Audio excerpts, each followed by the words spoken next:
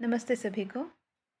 मैंने अपने पिछले वीडियो में अपने ग्रेजुएशन के बारे में आप सभी से एक बात साझा की थी कि किस तरह से मैंने नौकरी करते हुए अपनी पढ़ाई को कंप्लीट किया था। लेकिन पढ़ाई तब कंप्लीट नहीं हुई थी क्योंकि ईयर 2000 में मैंने बीएड किया और बीएड के ठीक 1 महीने के बाद ही मेरी शादी हो गई।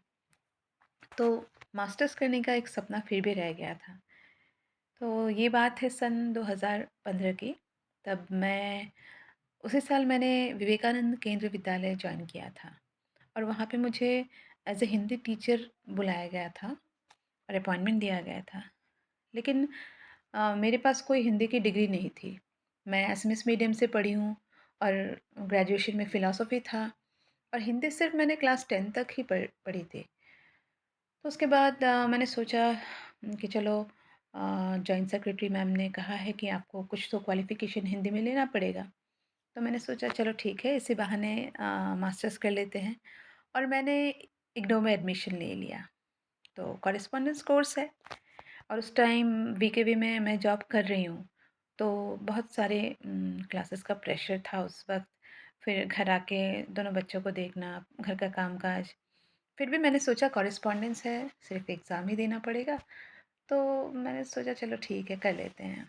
तो ऐसे फिर मैं असाइनमेंट लिखती थी स्कूल से आने के बाद, सुबह-शाम घर का काम करके और फिर ऐसे असाइनमेंट सबमिट भी किया और एग्ज़ाम का टाइम आया तो पहला पेपर तो मैंने ऐसे दिया कि जैसे मान लीजिए अगले दिन एग्ज़ाम है और मैंने रात को डिसाइड किया कि मैं ये पेपर दूँगी और रात को 11 बजे मैंने स्टडी मटेरियल ढूँढा, किताबें ढूँढी कि कहाँ है और उस रात को 1-2 घंटे पढ़ के फिर अगले दिन मैं वो पेपर देने गई, काव्य का पेपर था।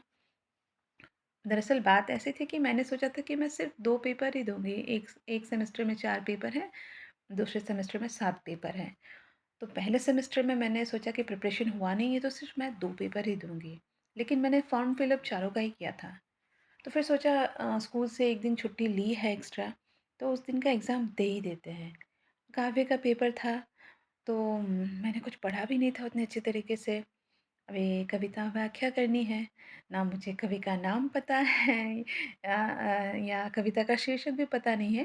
लेकिन जो भी व्याख्या करने के लिए दिया गया था, उसको समझ-समझ के मैंने लिखा सब कुछ।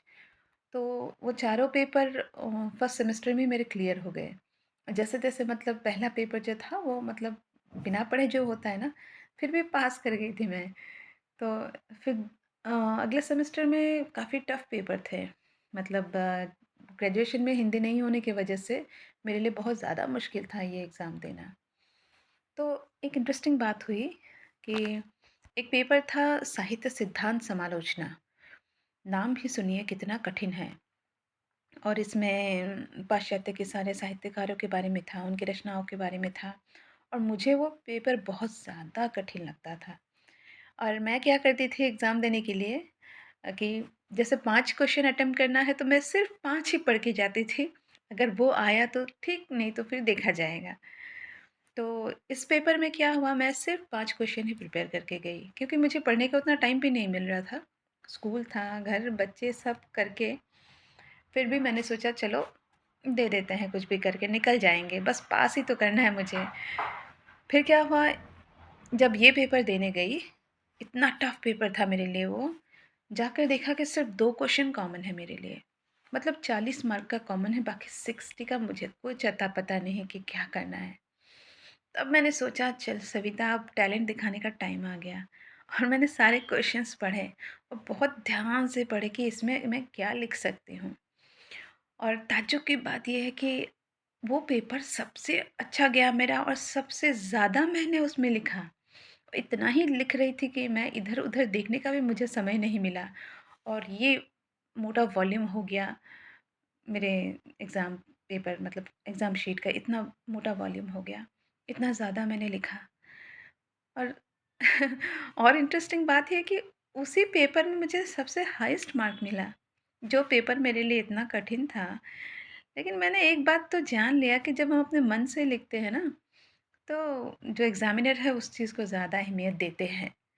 तो ऐसे-ऐसे करके मैंने सातों पेपर दिया और भगवान के आशीर्वाद से एक भी पेपर में बैक नहीं लगा मेरा और एक ही फ़्लो में मैंने मास्टर्स कंप्लीट कर लिया।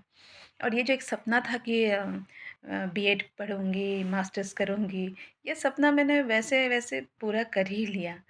तो ये बताते हुए मुझे अच्छा लगा, लेकिन इसका मतलब ये नहीं है कि कोई बिना पढ़े ही ऐसे ही मेरे जैसे चले जाए कि लग गया तो तीर नहीं तो तुक्का।